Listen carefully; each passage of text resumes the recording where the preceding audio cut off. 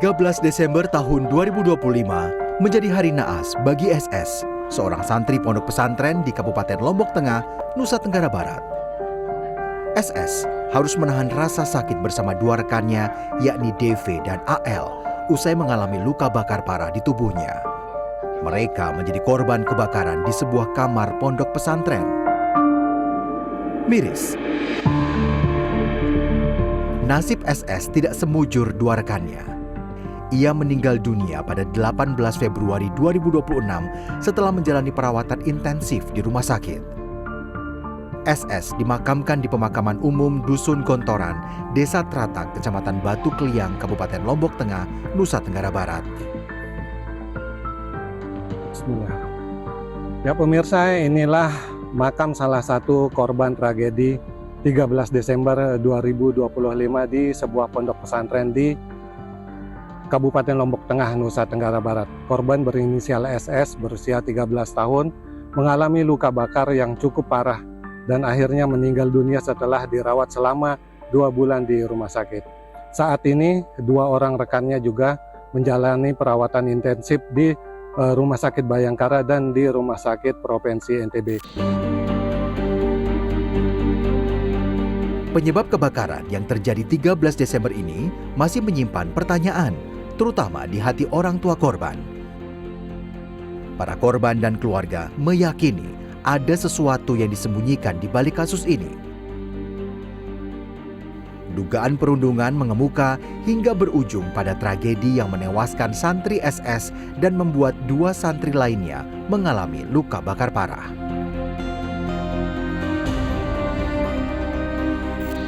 Waktu pun bergulir. Kasus yang tertutup rapat selama kurang lebih 7 bulan mulai terkuak. Keluarga korban meninggal dan selamat memberanikan diri menyatakan perlawanan terhadap pengelola pondok pesantren. Keluarga melaporkan kasus ke polisi tanggal 4 Juni tahun 2026.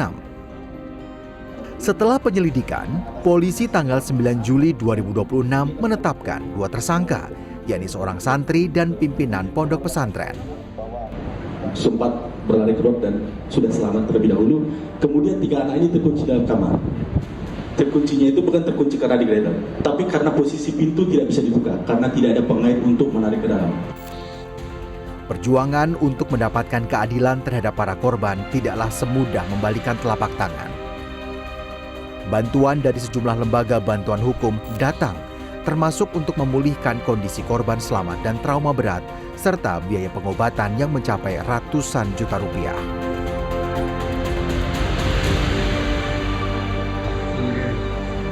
Biaya saya meninggal sampai biaya dikira-kira wah dia narik lain-lain sekian doang. Arak lekan pihak pondok berbeng Narak, dinarak sama sekali. narak. Karena pengobatan DP-nya juga ya semua. Pengobatan itu ya? Ya, pengobatannya juga kan dapatnya juga lebih cepat itu. Iya, iya. Merasa apa, Bu? Tentang Lanjut jalan juga. Iya. Tentang keadilannya juga itu kan jadi ya agak transparan gitu sudah Pak.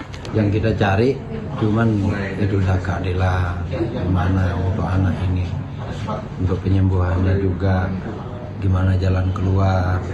Nah itu yang kita cari sama Iya. Pak Yan sama Pak Joko.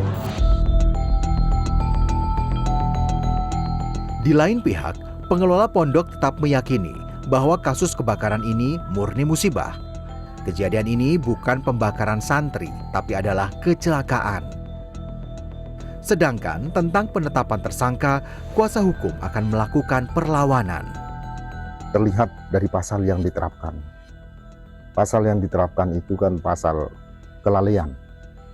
Semua pasal itu pasal kelalaian. Jadi tidak ada ditemukan unsur kesengajaan dalam peristiwa ini. Jadi ini murni kecelakaan. Suka tidak suka, kasus ini pun bergulir viral dan mendapat perhatian masyarakat.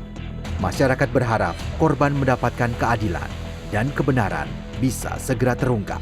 Mengapa setelah prosesnya berjalan sudah cukup kurang lebih 8 bulan baru mendapatkan penanganan yang sesuai begitu. Dan kemudian pertanyaannya kenapa baru sekarang diambil alih oleh Polda. Mengingat peristiwa pembakaran terhadap seorang santri merupakan tindakan yang menimbulkan penderitaan fisik maupun psikis yang sangat berat.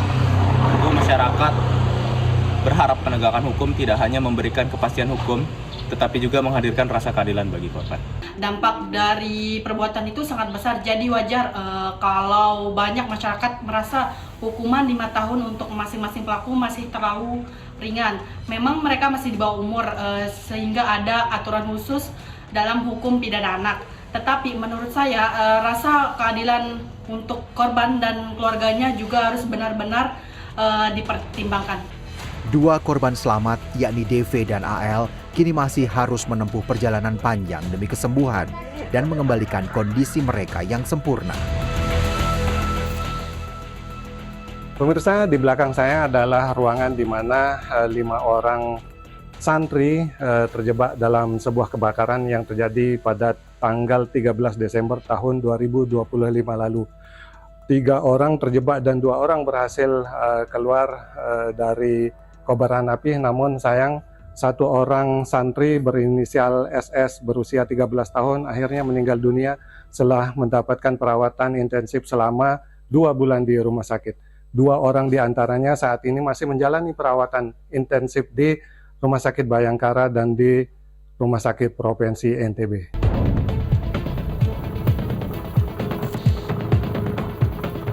Kasus ini menjadi atensi publik.